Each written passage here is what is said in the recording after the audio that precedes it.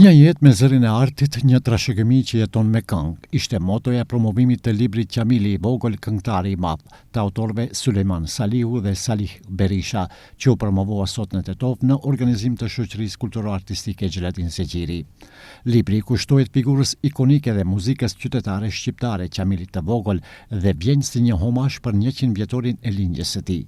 Me këtë botim, autorët synojnë të ruajnë dhe promovojnë trashëgimin muzikore të njërit prej emrave më të dashur dhe më të respektuar të muzikës shqiptare.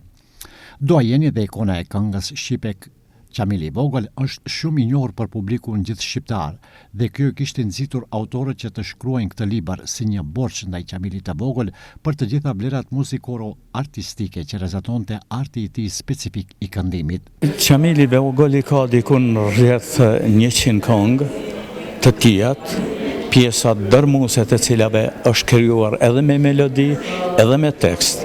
Ai është bërë i njohur në sajt të këngëve të tij, jo të këngëve që i ka marrë nga të tjerët, por nga ato që i ka këndua, ka rrit ta përvetsoj masën gjithandej. Tazam, kënga e Regjës, po e marrim. Aja është një tekst popullor që në zanapillën e tij s'ka pas kurrë të them vlerë aden.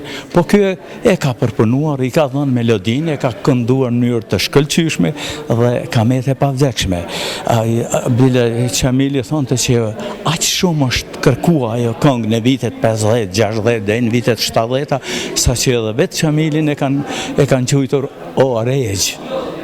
Dikush që ka të njohur emrin i ka thonë Regja, dhe ma let i ka ardhur se ajo këngë veç ishte bërë shumë popullore. Pastaj është kënga tjetër me shpatë në dorë ku shpriu i pari që i është kushtuar në vitet 1968 heroi ton kombëtarit Gjergj Kastriotit Skënderbeut. Gjatë promovimit, autorët theksuan rëndësinë e dokumentimit të figurave të mëdha kulturore si Qamili i vogël dhe ndanë rrëfime mbi procesin krijues të librit. Kjo ka ndodhur rastisht në një shoqata që në Bielefeld të Gjermanisë, ku kemi mbajtur një përvjetor për Qamilin e vogël dhe ndërkohë në lindi ideja që ta bëjmë një libër për të. Në fakt në fillim bëra një artikull, shkrova bukur të gjatë, por megjithatë artikulli është artikull dhe si duket kishte nevojë të zërohej.